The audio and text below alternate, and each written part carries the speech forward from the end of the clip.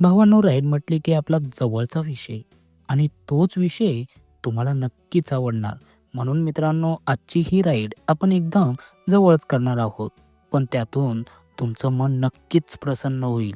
चला मग मित्रांनो, या छोट्याशा राईडला सुरुवात करूयात. मित्रांनो, मी तुम्हाला आज अशा ठिकाणी घेऊन जाणार आहे, त्या ठिकाणी तुम्ही जर आलात तर तुमचं मन हे नक्कीच प्रसन्न होईल.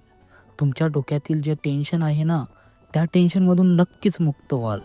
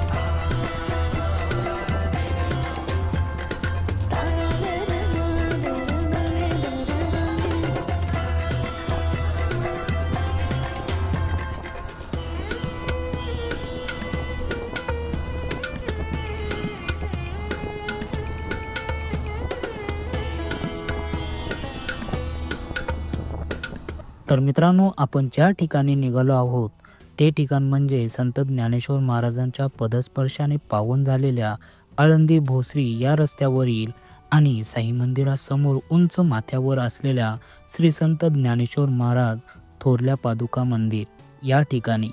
मित्रांनो, या मंदिराचे अजून काम चालू आहे, परंतु हे मंदिर खूप छान आहे.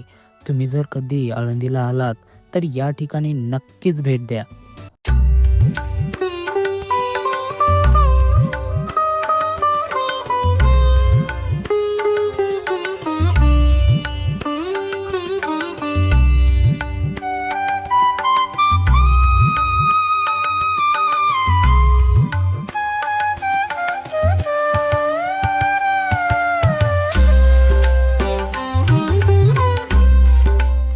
मित्रांनो, ज्यावेळेस संत ज्ञानेश्वर महाराजांची पालखी आळंदीहून निघते त्यावेळेस सकाळचा विसावा हा थोरल्या पादुका मंदिरात घेतला जातो.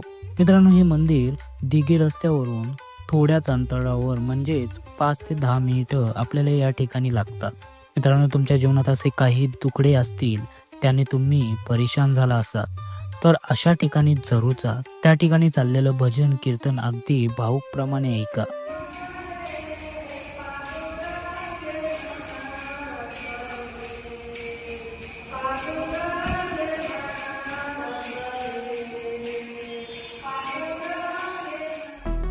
तुमचं मन नक्कीच प्रसन्न होऊन जाईल.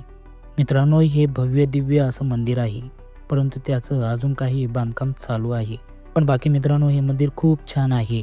मी अगोदर सांगितलं मित्रांनो, तुम्ही जर कधी आळंदी या ठिकाणी आलात किंवा बाहेरून आळंदीच भेट देण्यास आलात तर मित्रांनो नक्कीच या मंदिराला भेट द्या. एकदम छान असं मंदिर आहे. ओके, तर मित्रांनो चला आता आपण आपल्या परतीचा मार्ग पकडूयात. मित्रांनो, मला माहिती आहे स्टोरी आपली एवढी रंगली नाही, पण हा व्हिडिओ थोडाफार आवडला असेल तर एक लाईक आणि पुढील व्हिडिओ बघायचे असतील तर मित्रांनो या चॅनलला सबस्क्राईब करा.